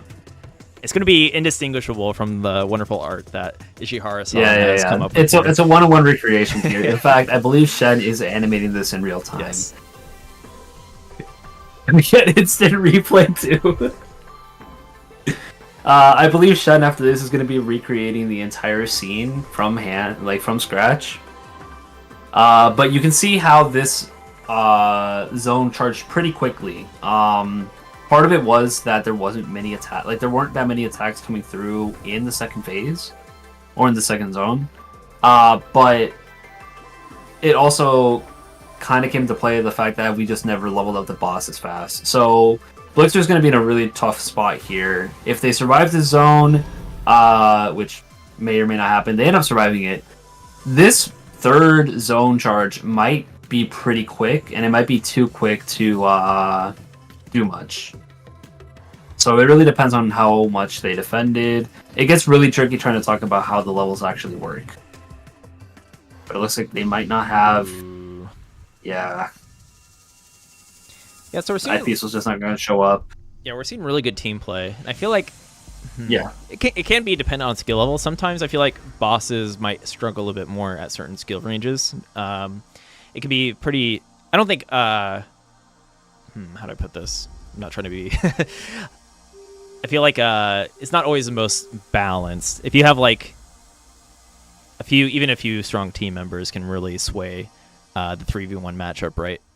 And it is more of a chaotic, more of a party mode in the end. So it doesn't always end up the most balanced, which makes it even more crazy when you do get those 20+ minute matches, which are really hard to come by, right? Maybe more common with like Virgo, for example, or the bosses that have trouble, or the team has trouble killing, but. I wonder what match you're talking about here, Shen.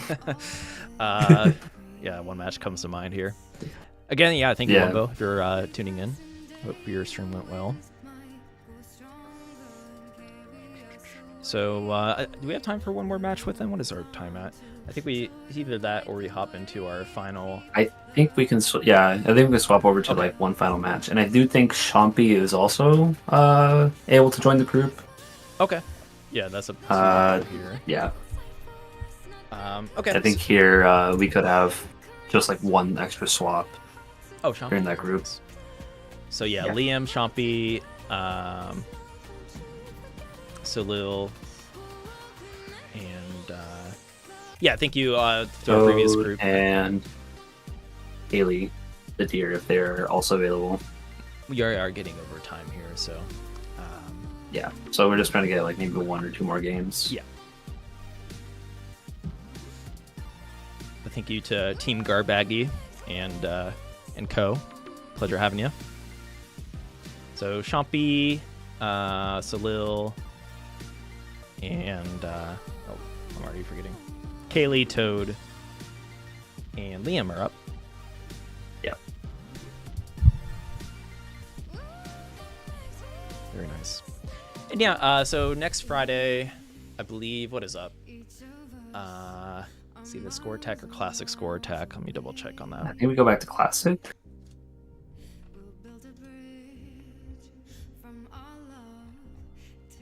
It's Score Attack. It's Score Attack, yeah. These fly by. I feel like we had Score Attack like a few weeks ago, but yeah, so we'll have Score Attack next week. We were talking about 20G earlier, but if you do want to practice some of the higher gravities, only available in Score Attack and Master Mode. Or if you want to see some high-level gameplay, be sure to stop by next Friday and learn a thing or two. Some of the pattern stacking strategies available in Score Attack, and it looks like our players are ready here.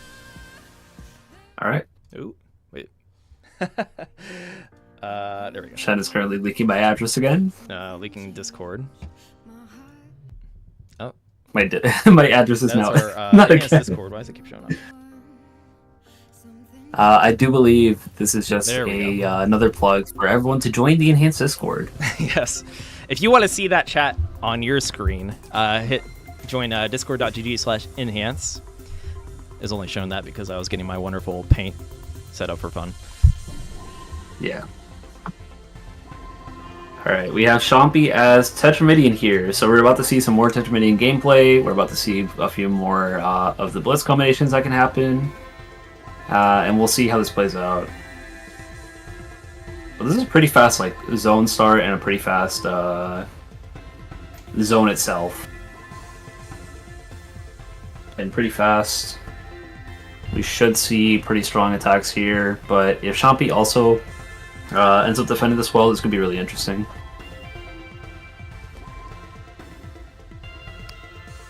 Yeah, Chompy with a few misdrops there, just going to stack over it. Yeah. You can see quite a few defense orbs, so should be a-okay. Team going for It should be enough to possibly defend. that row 21 here. Let's see if they can hit it. They only hit up, I think, a 19. But that still sends up 6 rows of garbage. I do believe this is the stronger variant, so might be a little bit tricky for Chompy to be able to find. This might actually be a good time to defend, not gonna lie. They don't end up playing out the Pentos. They opt to go for the twins. Chompy taking down one row of garbage there. Let's see what they decide to do. Which sometimes is all you need. It looks like, yeah, the players are out of their twin situation, and they're back to T-spinning and Tetrising. So Chompy trying to punish it as quickly as possible. Ooh, nice invert. Chompy has the speed to kind of like set the pace here. As you can see, like a pretty fast boss. So, yeah, it's really going to dictate the pace of the game depending on choosing to defend or attack. Yeah, but I think he ended up finding just enough attack to be able to continue leveling up the boss, so we should be able to see, well, obviously if they survive this, but potentially some more aggressive gameplay later on.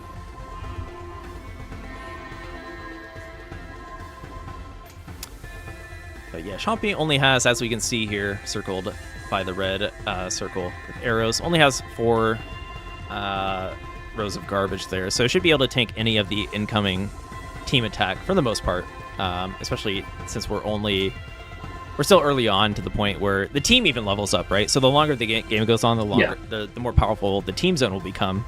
We're not quite there yet where it's going to be a devastating attack, especially with Chompy's speed here. But if they can hit a 20, close to it. that definitely will expedite it. That's pretty Almost. strong. We got another Perfectus here. Yeah. That's another 6 rows. We'll see if Chompy can get an attack which warrants good defense. Opting to defend early on there as well. Yeah, I think because the garbage, the more transparent that it becomes, the weaker it is. I think he just wanted to focus on getting rid of that 1 row before sending an attack here. But that did give the team a third of their meter charge. And now we're about to see, ooh, Capricorn is struck here with the broken, but Chompy doesn't play it out. No, he opts to go for fast instead. Okay, or, well, found an I guess opts to broken defend spot. during the fast. Yeah. We love broken. Broken probably... Or I guess I love broken. Yeah, I know there has been discussions and maybe practice when it comes to finding good counterplay for broken, right? Being able to use broken pieces, but definitely still room for discovery there, I'm sure, and for practice. Yeah. And we get a soft drop pop in here, so a little bit more time to slow down, but Chompy ends up just... Okay. I think he was trying to debate whether or not to actually use this time to defend or to power stack, but just enough to get another row out. Mm-hmm. Team not really giving Chompy that comfort room to think too much about it, as they're kind of moving quickly as well here. And like I said, the longer the game goes on, the stronger the team zone gets as well. So Chompy needs to bring the A game and brace for impact here. Make sure you're not sacking too high to the point where you top yourself out. Yeah, very easily you can be maybe stacking like 5 or 6 extra rows, but like you end up getting maybe 15 or 16 lines of garbage, and it's just enough to top out. Chompy had a So really you good always defense see here, though. players, you always see players try to clear as much material off the board at the end there, or at the very least enough to not top out. But this might be a little bit tricky now that Chompy is stuck having to defend a bit. Okay, they have to get out of it. Trying to find a few T-spins here just to add a little bit more to the meter. This meter's taking a while. But the Might zone be a is strong taking- attack yeah. coming. Invert. Column it. High field. Hide field invert. No. We got hide field. All right. Yeah. This team can probably handle it pretty well, though. Unfortunately, Kaylee's taking her time, so Chompy at least throttling one of these players more so. Looks like Salil and Liam crushing the invisible here. Salil especially, dang. Yeah, some players are better at invisible than others. Myself, not the best at invisible, especially when there's a twist or something else thrown into the mix there. Ooh. Color clear. Color clear from Chompy. Let's go. It might not be enough to do anything here, but we might see a top out. Chompy needs to get this top out. That squeeze should do That it. might happen here. Okay, yeah. There's one top out. Squeeze is perfect. But actually. Yeah, this is a really good defensive attack here. Although they do need to find a way to get down. That's what I was because wondering. Like, we are pretty deep in the game, so this is like even the 2-player zone could be pretty strong. it's a tough call. Maybe Chompy's like, I have to kill another player here. There's no choice, or yeah. Oh, no spin. Okay, really good. Good RNG here. Really good blitz here. Yeah. There we go. Now Chompy's comfortable, maybe picking up on what you're saying here with like, all right, I just need to bring it down a little bit. I might have a chance. Yeah, but it looks like Oh, if Kaylee. Oh no, Kaylee back. okay. They don't wait for it. All right. I think this might Chompy gets. very Chompy's interesting gotta sack move here. quicker. Yeah, This might be defendable. Let's see how this plays out. The it's math says- defendable, but it's also like it can go either way really quickly. I don't think the team is quite fast enough. If you have a really fast double team zone, you can definitely kill Chompy here. Or if they manage to get a curve or something. Let's see. It might still be enough. I don't know the math here. Oh, got a 20. No, it might be enough, but there That's- is an ulti here. That's gonna be enough. Yeah, that's a GG. I might be wrong, but are the blitzes a bit stronger as Tetramidian? I think the short answer is that it's complicated, and the long answer involves me explaining how boss leveling works.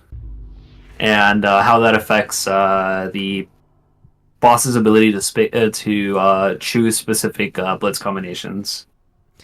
Simply put as well, they can be inherently stronger in a way because the team doesn't know what to expect, right? So, for example, giant pieces, when you're playing against Taurus, you're like, okay, I can know how to brace for them and counterplay by building a stack appropriate for them. You lose that ability with Tetramidian, right? So things can catch you off guard. So there's an inherent strength in that more so, which is part of the reason I think that the meter needs to be a little harder to charge for the boss, or else it would get out of hand, right? Yeah. It's just Tetramidian in general, because you're choosing off of 12 different bosses, is a really big roulette wheel. Mm-hmm. Yeah, so and then after that, you still have between what those bosses can use as their unique blitz, and then whatever common blitzes get added. So you sometimes can get pop in with bump up, sometimes you get pop in by itself, or pop in with soft drop. Mm-hmm. And those all depend on what the boss level is and which one is better. All right, looks like we're gonna have Kaylee on boss here. Yeah, and I think Kaylee is asking chat what the bosses are. asking for a suggestion or for... Let's see. Chat, I don't know what any of the bosses are. No.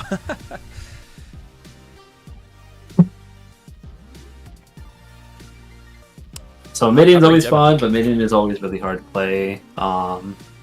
Area 1, you play pretty much defending, not very little, but defending less. Area 2 is trying to focus on getting to your twists and no holds as fast as possible. Area 3 is the very long game, so we're about to see another high meter requirement from Gemini. Mm-hmm. You know what I was just thinking? It would be nice if be nice quality of life if we had the name of the zodiac under the zodiac when you're picking it. That would definitely help clarify. That is true. If only we had the ability to pass that to somebody write something on. Yeah. But I do believe that we can write on this screen right now. So if you do want to prototype the idea, we could write something here. Oh man. Oh, gotta work on my mouse. Kayla's getting a lot of misprops here, though. This is Gemin. Oh, Gemini. Yeah. Oops. Okay.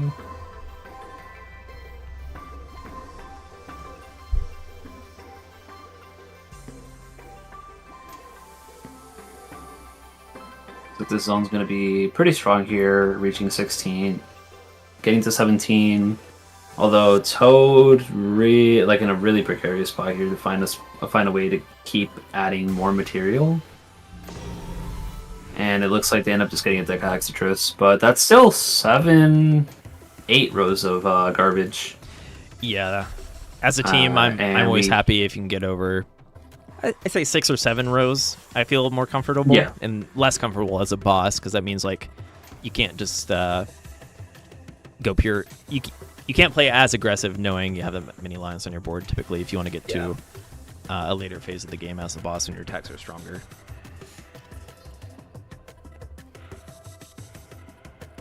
Really rough misdrops here from Kaylee. Yeah. Especially given it's Gemini, there's not too many blitzes that will slow down the team in this case, right? So yeah. Like right now, Twins would probably be maybe a 1 or 2 second time to enter defense. Mm-hmm. This is probably another time where you can enter defense. Yeah, this is pretty good. Yeah, no, I think this also caught Toad off guard because he was holding on to that twin piece, looking for some for a time to use it, and that spin kind of ruined that plan. But the team was able to get enough attack here to fill up their meter, and it looks like this might get really tricky here for Kaylee. Yeah, I think Kaylee can defend.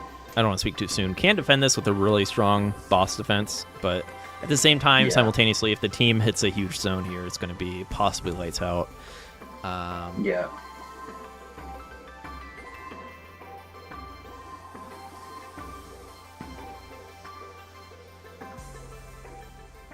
Sets up the T-spin there into a single. Okay, T-spin single to single.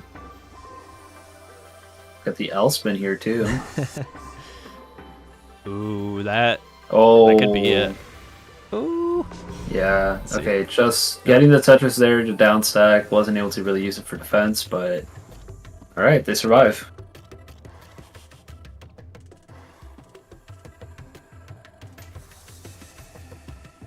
Really nice spin there to fix it. Yeah, Kaylee with good spin knowledge here. Maybe less connected versus knowledge if they had to ask what the boss name was. But I do believe that Kaylee has said before that they do not play this mode. Yeah. That they haven't played CVS yet. I know Kaylee's pretty active in zone battle, but yeah. That skill should translate as we see. Like Kaylee's moving pretty quick. It is one piece preview, which can throw players off too. For some players, it might be a bit of a speed detriment, but. You know what? Kaylee's put on some pressure. at this point, she kind of has to go all in. Yeah. Right? So Yeah, this is one of those trade-offs where like I think you have to play no, aggressive, that'd be but that misdraw might be it. all right, let's see that IRS. If you can survive this, that's a win in itself. Oh no! That was like the worst miss drop. It's like, yep. Yeah. You're gonna need some god play and luck to get out of that one. GG's. But it would have been rough there. Toad was in a really bad position and almost there to top out. Right. So Gemini with a good sequence really can be unfortunate devastating, misdrop right? there. Like kind of Yeah. same thing as Libra, like I was saying earlier. Like if you go all in on Gemini, you can get some really devastating attacks.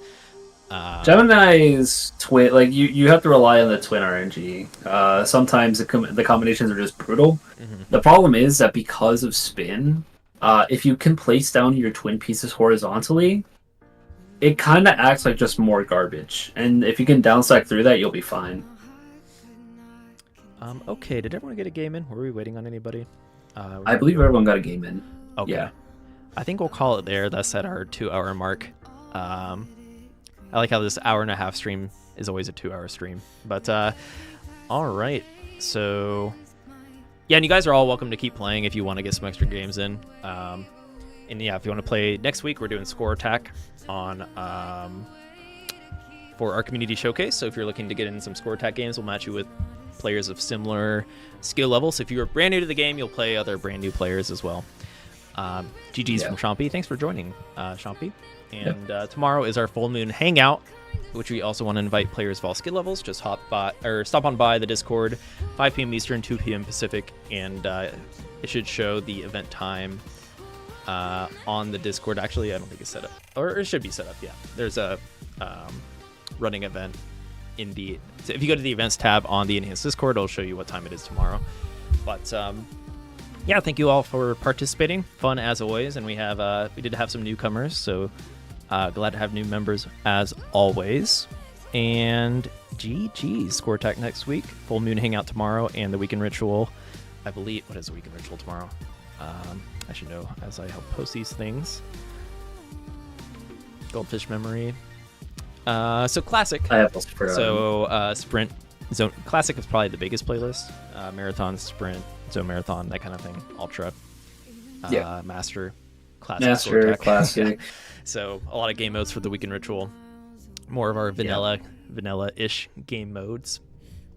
But all right, so thank you everyone. Hope you all have a good weekend. Thank you, Ferox, for joining on comms. That was pretty fun. Maybe we can make that a regular thing. Thanks for having me. And yeah, well, we will see you all next week. And I think Ferox should be on comms for a Score Attack, as that's kind of your jam a little bit.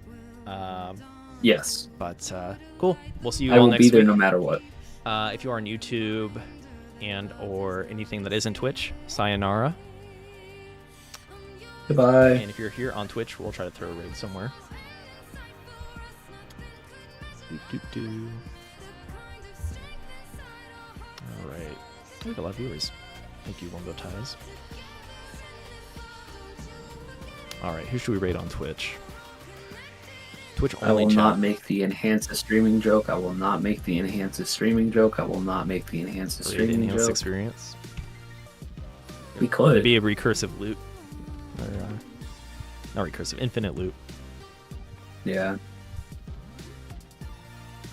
We got online. Classic Tetris is probably online. Oh no, the rare they're not online.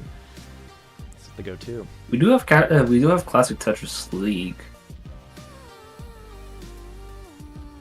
CTL it's always want to support the other tournament organizers and whatnot. We do a lot of work over there. So we saw the future of Tetris with the chaotic 3v1 star zodiacs, a lot of effects. Let's kick it back to the past and say hi to Classic Tetris League here. Oh, is Kirby streaming? I believe Kirby recently also got the First GM. GM on TGM4. Yeah, Are they streaming? I don't see it. they're not. Okay. Congratulations to Kirby. You know what? I was actually practicing that. I love the game plan that they're coming up with to get through that kind of stuff. Cool text being discovered and whatnot. Yeah.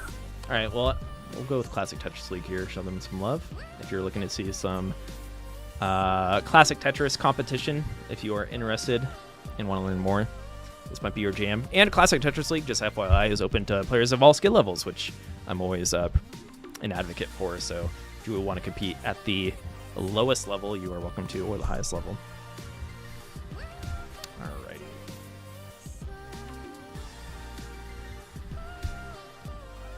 Sorry, I'm super slow.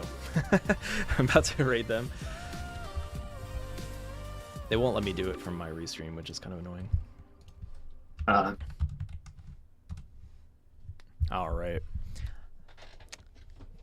So everyone have a good weekend. See you all tomorrow for the hangout, whoever decides to stop by the Discord. And yeah, say hi to Classic Tetris League and show them your love. Bye, y'all. See y'all.